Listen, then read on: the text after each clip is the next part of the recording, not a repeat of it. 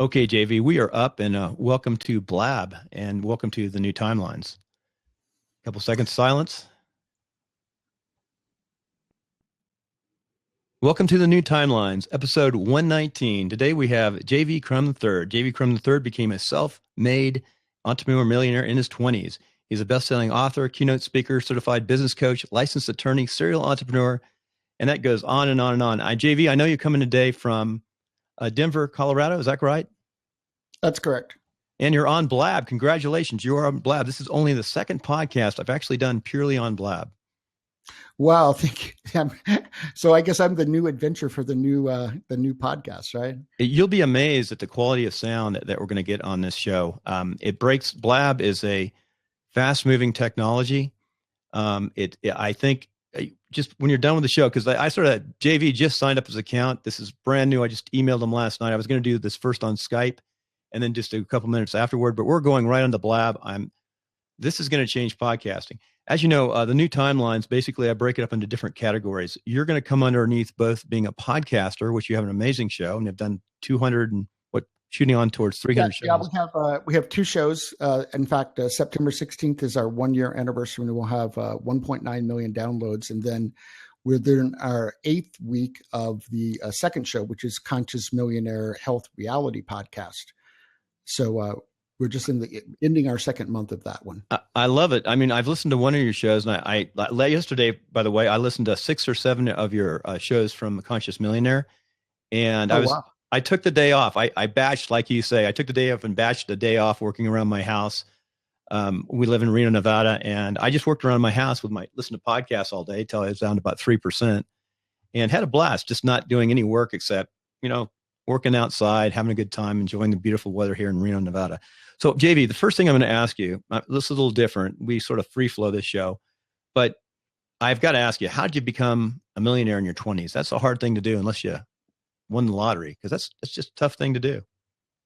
Well, actually, I decided at 5 I was going to grow up and be a millionaire.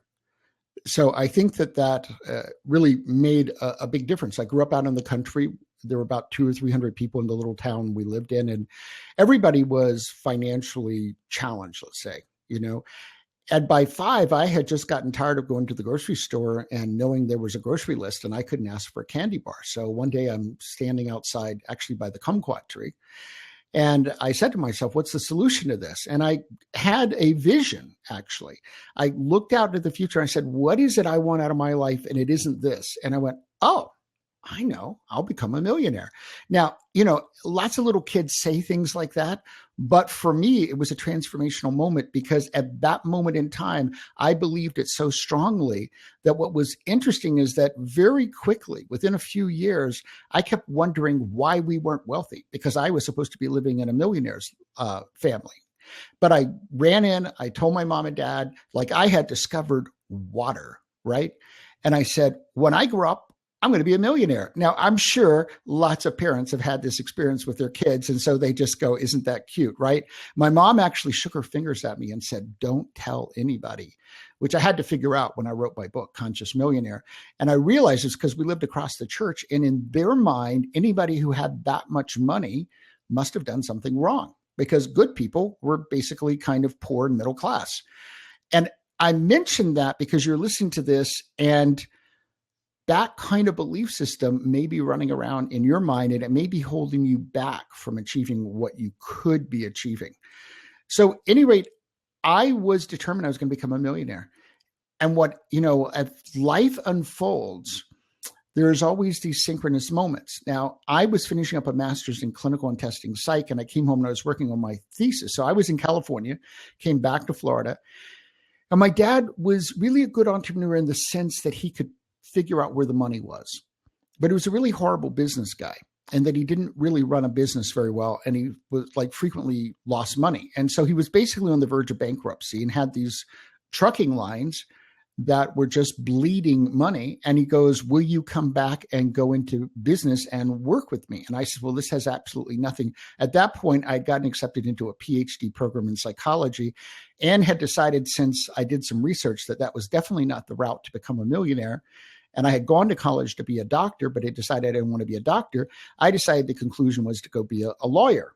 It seemed to me that lawyers did well, and I did well in logic and that type of thing. So I was planning to go to law school at this point.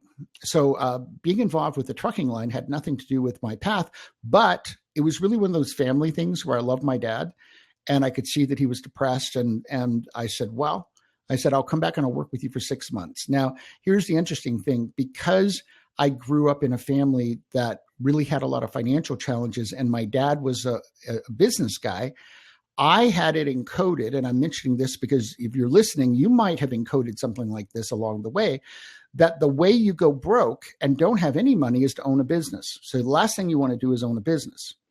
So here I was going, well, I'll help you for 6 months, but this seems like a really bad idea. After all, it's a business and we never made any money. However, I was kind of like a duck to water. And in 6 months' time, I had really turned the entire company around, installed what I now know were systems, because that's how I thought, had started a second company to do all of our maintenance because I realized the suppliers were taking advantage of us. And by the end of the third year, we were making as much as six-figure profits in a year. I bought my dream 4-story luxury townhouse, the Mercedes, and all of this by the time I was 25. And basically, I had you could look back and go, well, it wasn't the opportunity I was looking for, but I was looking constantly for how am I going to become a millionaire. It isn't why I helped my dad, but very quickly I figured out, oh, I think this is the route. So why don't we build this, even though it's not what I want to do? What's interesting about the story is that within 3 months of getting this, beautiful dream house and all of this, I'm on the water, and I looked out one day about 3 months in, and I said, I'm really not happy. I'm not fulfilled. I don't even like myself. I don't know how to have any kind of good relationships. All I've done is I accomplished the dream of having the $1 million, which especially in the United States, I think that's kind of the dream that people think, if I get the money, everything else is going to be right. Because as a little kid, that's what I thought. I didn't dissect it as a little kid and go, oh, I'll have perfect relationships and I'll be fulfilled and all of that. Because at 5, you're not really thinking about that. At 5, I was thinking about how do I get the candy bar? And in many ways, maybe not having the candy bar gave me the motive to become a millionaire.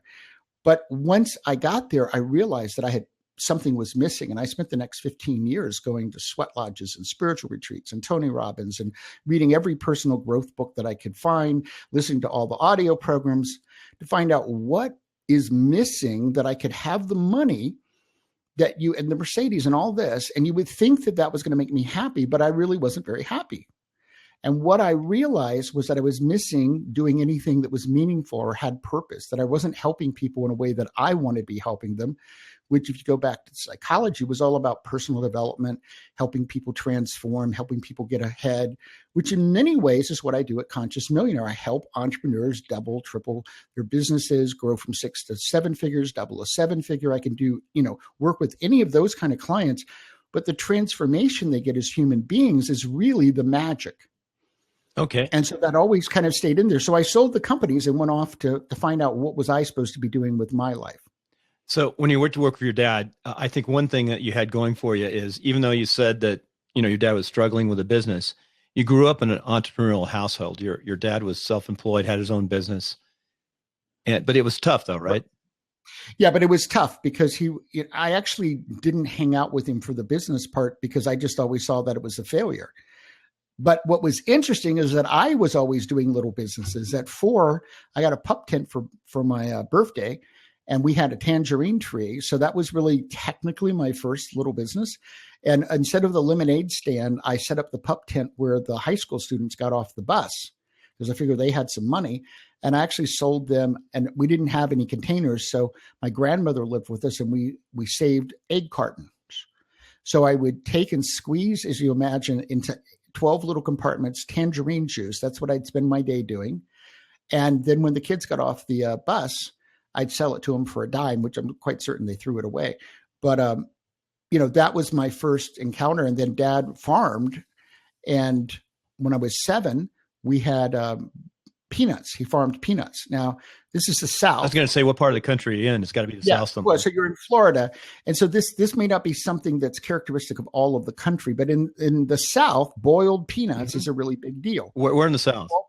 You boil peanuts, you put salt in them. And so Dad helped me. We'd clean the peanuts, we'd boil them, and I went around and sold my boiled peanuts all over the little town.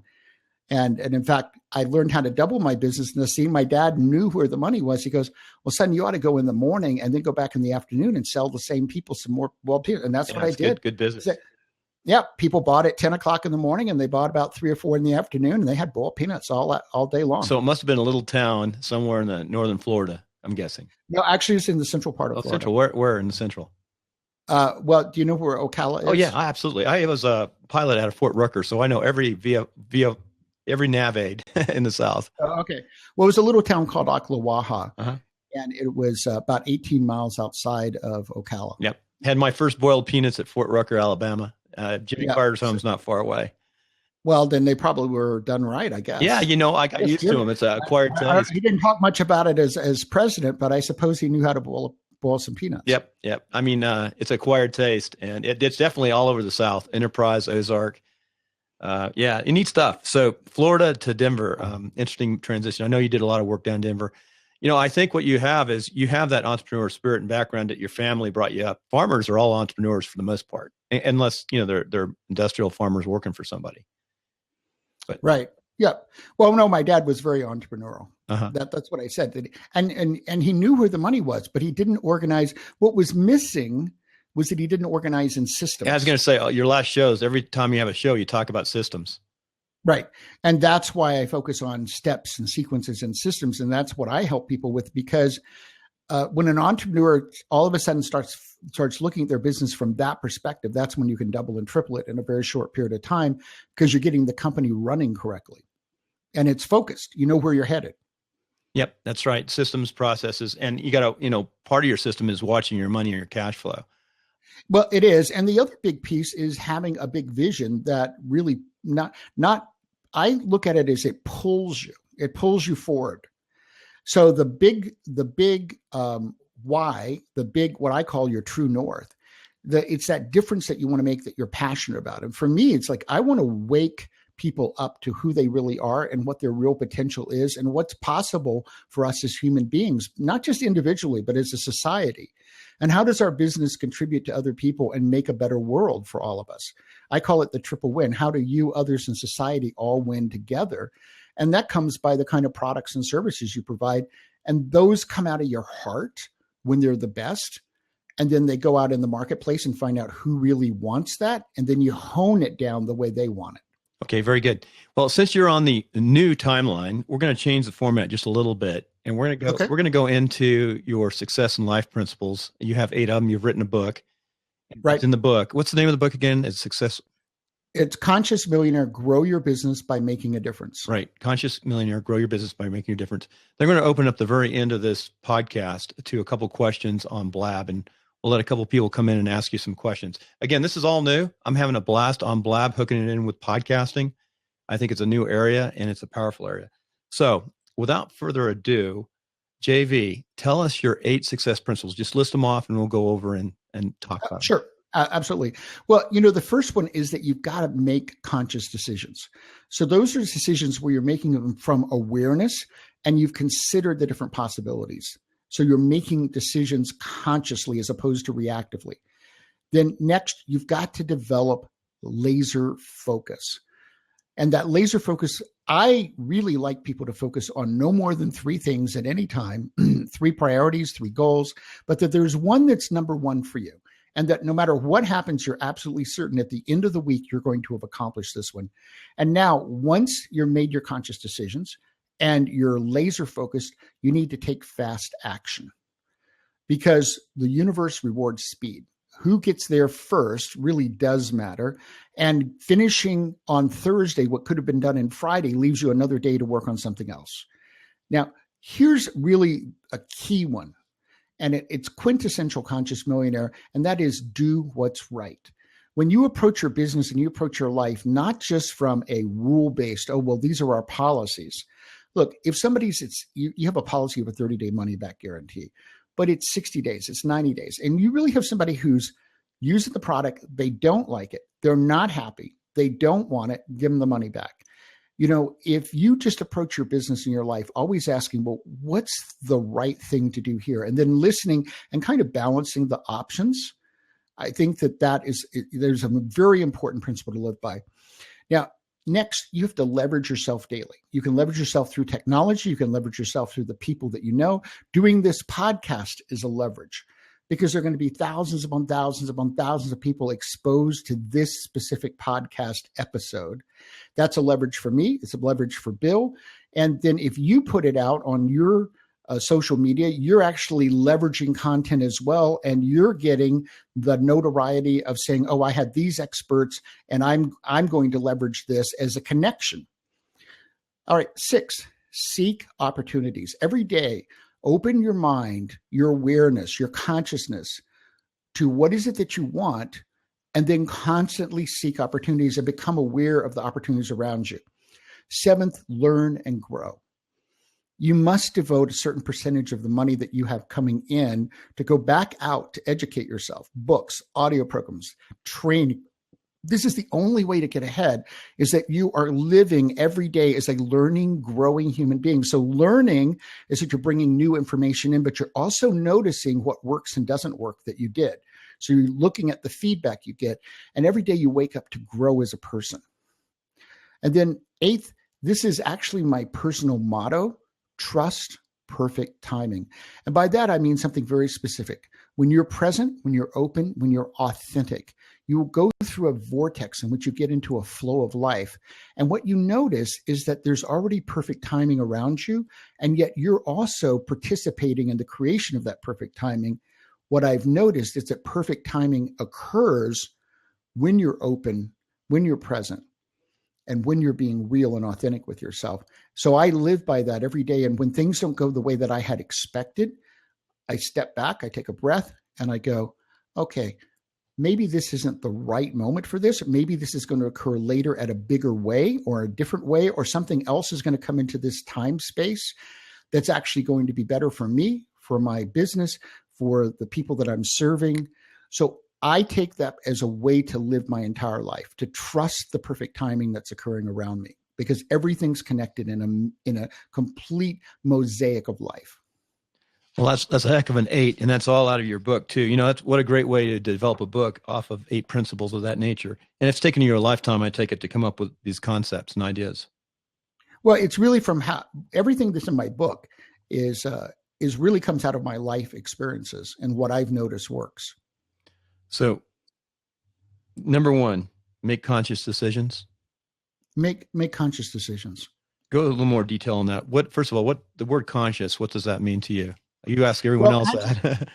Yeah, I think it's a really good question. And in fact, I go into quite detail in the book about this, is that when I was writing the book, and I wrote it over 7 years, and I wrote it 7 times. So at some point I noticed that I was using conscious to mean more than one thing, and I had to kind of dissect it apart. I realized that I was actually using it 3 different ways. One is to mean awareness. Now, awareness can mean aware of who you are, aware of what's going on in the environment, aware of business principles and how you make money, aware of trends in the environment around you. Awareness can also mean an awakening that has spiritual qualities to it. It's becoming more alive, more awake as a human being as to who you are in a bigger sense. And that leads to the second way that conscious can be used, and that's visionary. So you talk about visionary consciousness. So you talk about Steve Jobs and the iPhone, Beethoven and a symphony, an artist, anybody who has Gandhi, has great vision for what can happen in the future, something that can change, something that can be brought into the reality we're living in that isn't here yet. And that's when you open literally your mind and your consciousness, and you let this expand. And there is a bigger consciousness in the world that's all around us, and we connect with that. And that's where we get our great visions of what's possible for society, for our lives, for products, for our clients. So that's visionary consciousness. And the third type is really critical in the 21st century, and that's more about the being socially conscious. Now, socially conscious can mean everybody having the same rights, but socially conscious can mean doing green products and being sustainable and making sure that we're not damaging the environment so that 20, 30 years from now, we can have water. So all of that comes under social consciousness. Conscious can mean all three.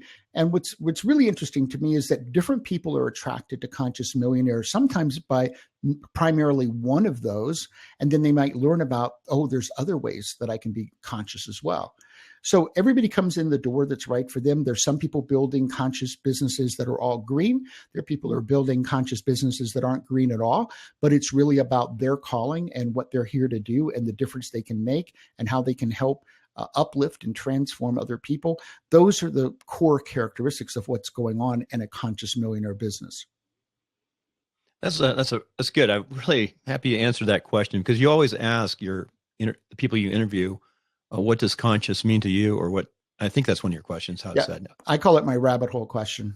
What's your favorite answer of all those? Can you remember any one specific? There's no favorite answer, because I always love the fact that someone's expressing who they are. I have thought that I might put together a recording, because we're now almost at show number 300, and put together a recording that would just have different people's answers, and we just cut and put those in a recording, or put 100 of them, because it's very interesting to get the answers. And it tells me a lot about the person and where they are and what's important to them and what their priorities are and what their personal journey is about. Because how you answer that question, and the next one that I always ask, what's the legacy you want to leave, really is the personal meaning questions that I ask. Okay. Let's go down through them. We're going to run out of time. I'm going to ask you a little bit about your podcasting equipment systems, and then we're going to open up for the audience for a few seconds. Sure. And finally, how we can contact you. I'm having a lot of fun on this new platform. So laser focus, that's pretty straightforward. Yes. Well, and it means that you've got to be laser focused. The really important part about being laser focused is you've got to be clear about that specific result that you want to achieve. And then you laser focus on it, and that determines which fast actions you take. But until you're conscious of the result, get laser focused on it, you don't even know which actions to take. And one of the biggest challenges and mistakes a lot of entrepreneurs make, and it wastes a lot of time, money, and energy, is they jump right in. They want to take all these actions, and they want to go after what we call these days shiny objects. They want to go after all kinds of tactics, but they don't know why, and they don't know where they're headed, and they don't know how long they want it to take for them to get there, and they don't know where they're going to be in 30, 60, or 90 days because they haven't mapped it out. All of that's in the conscious stage, which is really the most important part. And when you take conscious focused action together, that also is my formula for creating wealth that I talk about in the book. That's called serendipitous. And a lot of entrepreneurs have that brain that is serendipitous. They're always asking, looking, experimenting. Right. Well, it's great to be experimenting, but you need to know where you're headed. Right. So take fast action. Boy, right. Yeah. So you really, once you know what the result is, you know the path, then you want to take your actions quickly and start moving forward and get momentum going. You know, these sound like some of the principles of war. I'm a West Point grad. Oh, okay. Or we could think of them as the principles of collaboration and collaboration. Yeah, I'm just saying some of the actions when you're fighting a war or take action, move. I mean, everything you're saying. I think these principles apply to a lot of elements of life. Yeah, absolutely. That makes sure. Number 4, do what is right.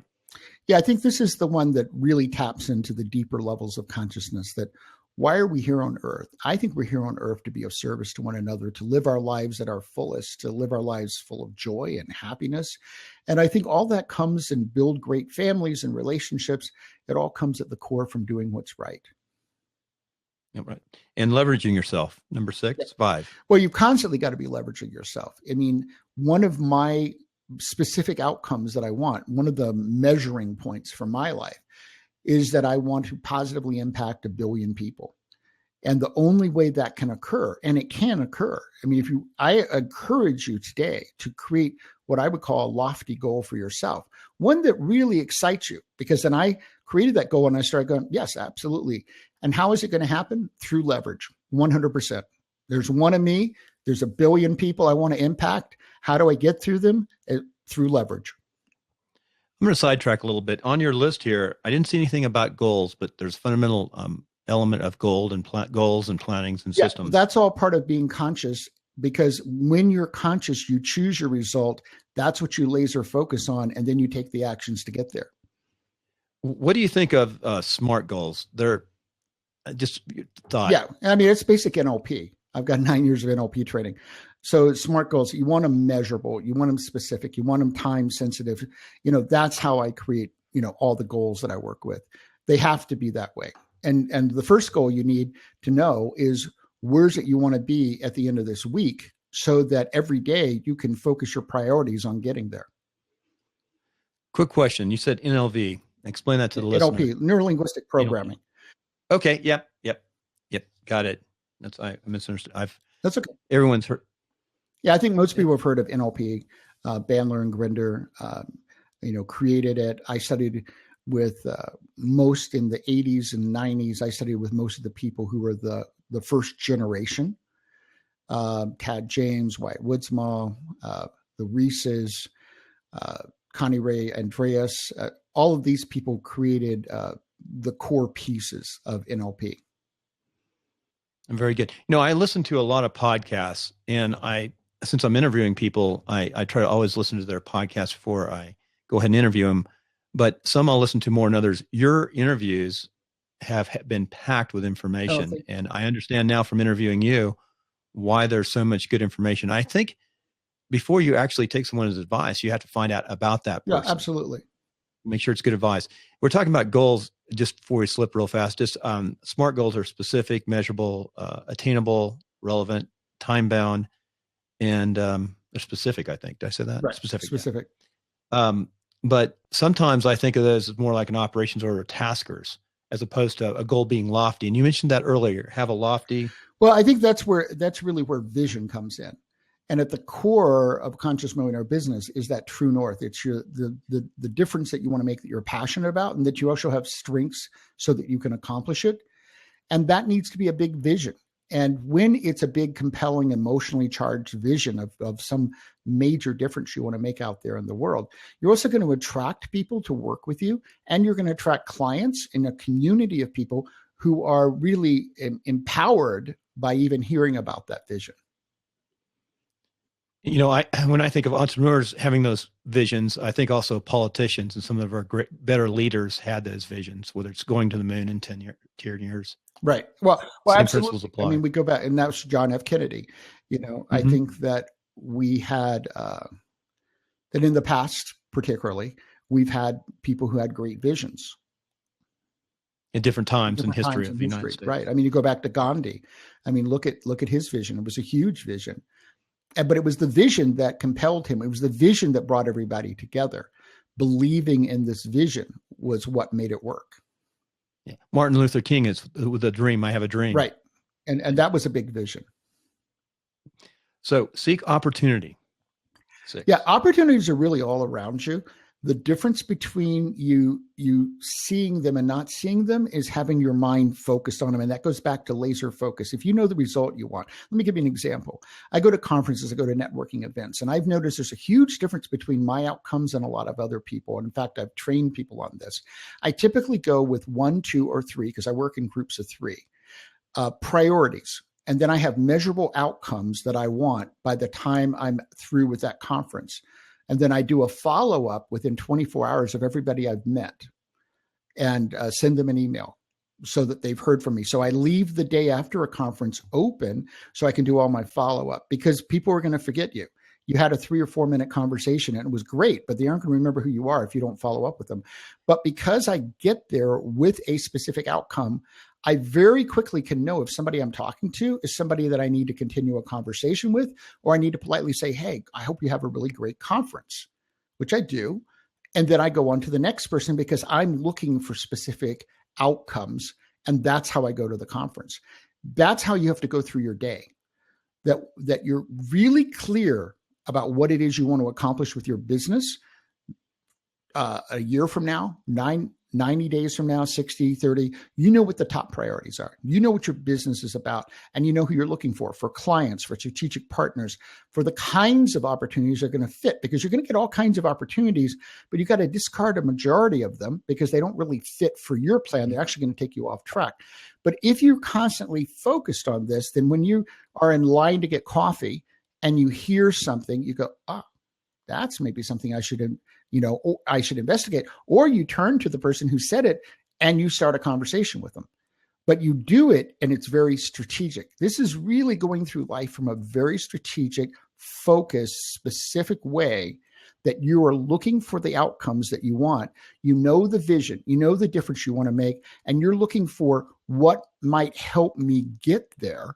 That's an opportunity for you. A lot of people just pick up opportunities that are not right for them. It takes them off track, costs them a lot of time, money, energy. And instead of their business growing, they're just going off in 3 or 4 directions that have absolutely nothing to do with their goals. Especially now with the evolution of the new digital age and things changing and moving so fast. Learn and grow. Learn and grow to me is the core of life. I mean, I wake up every morning. I've often said this, and I've thought through it, that if I were told, you could live in this great mansion, you could have all these amazing things, but you couldn't grow anymore, I'd say it's time to leave. I wouldn't even want to be here another day. I would be bored completely. I get up in the morning to grow, to learn, to change, to one of my favorite words is to iterate. And another one is to journey. Life is a journey. It's a journey of iterating. It's a journey of constant change and getting those inputs and having those thoughts and allowing time for you to have the inputs that will allow you to grow as a person, to read books, audios, podcasts. So you're taking in this information, but then you're utilizing it in some way. And that's where the growth comes from. Trust perfect timing. That's how I live. There's perfect timing all around us. We connect with perfect timing. I think we also co-create it, but only in that one state where you are really present and you're open to possibilities and you're living with authenticity. What I've discovered, that's when you connect with the perfect timing. And it's a mosaic, that there's a perfect timing of how things are unfolding. And it may not have anything to do with the logical timing that you've created. That doesn't mean you shouldn't have logical timing. It doesn't mean you shouldn't have plans. It means that once you've made your plans, be open that there might be a perfect timing way to accomplish them 100 times faster, or that there are other players that need to be in your life than the ones you've identified. How does luck hook in with perfect timing? Yeah. To me, luck is really just another word for someone connecting into perfect timing. That's the way I use luck. When I was young, I was a city councilman, and I had a private dinner with Ernest Gallo, my wife and I. And I asked him a quick question. I said, Mr. Gallo, how did you take a 40-acre ranch and turn it into a $2 billion wine industry? And he looked at me and said, I got lucky. Luck. Yeah, but he was there at the right time. That's what. Yeah, right after Prohibition. Yeah. Right after Prohibition, he started his business. Right. And he worked hard too. He was a hard worker. And his dad was a grape grower, but did not share the recipe to making wine with him. He had to go figure it out himself. Oh, really? Interesting. And a little library book in Modesto. Well, JV, this is really, really good interview. And I thank you for being a good sport. I'm gonna open up to the audience, and I want to talk a little bit about how you podcast your tools, and we'll connect and see how to get with you. I know you've got another interview coming up in a few minutes. So I do. I'm just opening this up so people can come in. We've had 12 people come in and out, and this is new. We have somebody watching right now. It's welcome to come on and ask you a question. Love to have that happen on the show so we can show. I'm sure that's going to start happening as you start watching. I'm sure you're going to hook in and watch blab.im on your spare time, which you probably don't have a lot. So tell us just in closing about your podcast. You learn to podcast yourself, and that's a tough thing to do. I'll tell you, there's a lot of elements in podcasting. There's a lot of ways you can podcast. As you can see today, we're podcasting a little differently. Right. What tool? What do you like best about podcasting? And what I like best about it is connecting with all the guests, and then going someplace and hearing from people who are listeners about the value that it's bringing to them. Mm-hmm. I think the most fun part is that this week and next week I'm on 17 shows as a guest, and I do 26 podcast interviews for my own 2 podcasts. So that's 42 times I get to connect with amazing people and have great conversations. And I'm going, wow, this is a lot of fun. And I know you must delegate out a lot of different things. I know you had Infusionsoft. I think you've changed off of Infusionsoft, haven't you? Yeah, I use Entreport. When did you make that change? Just recently? No, I made it about a year and a half, 2 years ago. Okay. I thought I saw it in Infusionsoft. Entreport. Now have you contracted out, or you must be delegating out to do as much as you're doing? Because I know how much work is behind the scenes. Yeah, I have a couple of people who help me, and I have Tiffany, who does all of my podcasts producing. She does all the editing, the tweets, the marketing pieces. We had a meeting before this, and we meet every day. And then we have, the approaches, and we constantly are shifting those. But I make all the high level decisions. I think if you're going to be serious about creating this new network, podcast, whatever it might be, I think podcast is a limiting word. It's more in podcasting. Like right now we're live, on this other elements. We're going to be a lot of different places in this podcast. We're going to be on YouTube.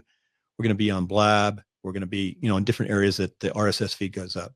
But I think what you're doing is, what I'm not doing is, you're actually delegating out elements. I've done it sort of as a learning experience in life, learning how to podcast and connect and do different things. And to tell the truth is, podcasting, building a website to me is tougher than building a set of custom home plans. Oh, I don't build the website. I have a web guy. I come up with the ideas, and I have a copywriter and a marketer that are also working with me. I'd say, I'm not taking my own advice, but what you putting out, how you're doing your podcasting is the way to do. If you're serious and you want to make it into a business, you've got to do it like you're doing it. And just think of all the people that you're interviewing and touching, keeping on doing that over a period of time. You're going to, and some of them are super famous, and some of them you've never heard of before. What's great to me is that they all have a great story to tell, and they all have great knowledge and expertise to share. And it's just fun connecting. Right. Now, in the whole big realm of things, how important is marketing? Marketing's 80% of your business. Marketing and selling is 80% of your business. Now, the thing that I need to quickly add, that other 20% is a lot of time and energy as well. Yeah. But without the marketing and selling, you don't have a business. You're really leveraging yourself too by hiring the right people and creating the team. And you can do more virtual teams too. Where do you see yourself? This is the last question. Where do you see yourself in a few years from now with the podcast and with your life? Yeah. 3 years from now, I have certain products that we're creating. We're creating a business academy. So I see us as a very strong 7-figure business with all the systems in place, really hammering down. Probably I'm adding a third podcast that I'm doing in January. Then beyond that, I'm considering bringing on other hosts and extending the family beyond 3 podcasts. So that's an option that I have open. And then 3 to 5 years from now, I plan to begin living at least half time, and I may become a full expatriate and live in Asia. And I plan to take Conscious Millionaire to Asia. But I plan to be spending at least half of my time in Asia 3 to 5 years from now. So that's my strategic goal for how I'm building the business, and then how I plan to leverage it in a big way. I can't leave you without asking where in Asia and what makes you want to go to Asia. Well, I lived at a Buddhist monastery for a while to learn to meditate. Okay. My ideal diet is really Asian. Philosophically, I fit in there. I've been to 7 Asian countries. I love the Asian people. I love the territory. It's beautiful. I mean, Asia is just absolutely stunning. Probably maybe explore living in Bangkok for a while. I've been to Bangkok. I've been to Chiang Mai, has a lot of entrepreneurs. So I like Thailand. I mean, it's a really beautiful country. I love the food from Thailand. So, that might be kind of a jumping off place. That takes a lot. I mean, that's a big change. And it's only half time. That's kind of neat going overseas. Well, you got to try it out. Next year, I'm going to try out living in multiple places in the United States. So I'm probably going to spend 2 months in San Diego and try that out. Have a sister city. The home of podcasting. Yeah, it doesn't really matter because my whole team's virtual anyway. And New York City's on my list. Santa Barbara's on my list of places. And what I've done this before, is you just go and you rent a furnished place. That's a furnished rental, and you stay there. Yep. I've stayed as long as 3 and 4 months in places. San Francisco, I did that. I did it in Pebble Beach. And it gives you, and now the way that I've organized the business entirely. In Reno, you've been in Reno. I have been in Reno, right? Absolutely. Click that one off. Yep, we clicked that one off. It's actually in Reno that Conscious Millionaire came to me by going over to San Francisco. But, basically I wanted to have a mobile and really adventuresome lifestyle. And so that's what I'm creating while building the business that's really the one I want to be building. Well, JV, I'm kind of disappointed we didn't get someone queuing in, but we did have 12 people stop by, and we still have someone on, and that's Kimron. Kimron, I think I said that right. Kimron, you're out there. If you want to come on up and ask a quick question so we can show folks what this is all about. I'm sure in the future, and we're going to do another one of these in the afternoon. I have another interview this afternoon, and it'll be grow because people will see this and they'll come back onto it. And love to have someone ask a question, tune in. And that's the future of this new Blab system. It's a feature for me in podcasting, and you just heard it for the first time. It's really, really new. So I think you'll know it after this. But JV, this was a really, really, really good interview, and I really enjoyed it. And I'm sure some days our paths will cross. I like to meet people face to face and see them face to face, which is a nice thing. I'm sure we will. So when you come to Reno again, let's go down to the Stone House. I don't know if you remember different places to eat around here. No, I actually was cooking myself most of the time. It's in the Northeast. I live up McCarran Ranch up towards the mountains. Yep. I love where I live. I can walk 45 minutes to downtown, and my daughter goes to my daughter's Reno High School, which is a very good high school. I can't really do what you're doing though until they're out of high school, until they're set. Yeah, that can sometimes make a difference. Yeah. Well, thank you very much. How do we get a hold of you? What's the easiest way? Just go to consciousmillionaire.com. You can find my 2 podcasts, clicking on the podcast. If you own a 6-figure business and you'd really like to transform it into a 7-figure, you're ready to double the business, just go to the coaching tab. There's an application to have a complimentary call with me. Be glad to do that. And also on the homepage, there's the First Millionaire Manifesto. It's right at the top. Just click on that and you can sign up and download it. It's a 35-page document of the 7 steps, really the 7 qualities that you need to develop to create a 7-figure life. Well, very good, JV. I appreciate that. And we'll have all the links in a couple different places. On Podcaster's Home, you can get to the sites, or on Timelines of Success. And again, you can Google the new Timeline show and you'll find it, or you can go up on iTunes. A rating is always appreciated, and make sure you tune into the Conscious Millionaire. That's a great podcast. Thank you very 6 much. or 7 of them yesterday. I definitely zoned in. What's bad about that, though, you get so many different names and people, you get them all mixed up. I understand. Did 42 interviews in 2 weeks. Stay on for a second. Well, that's the end of the show. Okay. I'm still on the back side. I was hoping someone would come up on the open seat. I've got to go because I was supposed to be on another interview. I apologize on that one, but I do appreciate very, very much. And great interview. Thank you. Really enjoy your show. Thank you very much. I appreciate you having me. Thanks. Bye-bye. Take care.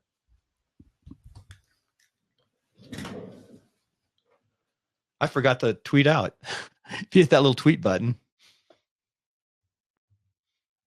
Well, folks, thank you for tuning in to the interview with Timelines. This is a whole new environment working these podcasts on Blab. I don't think many people are doing it yet. I don't only know of a couple.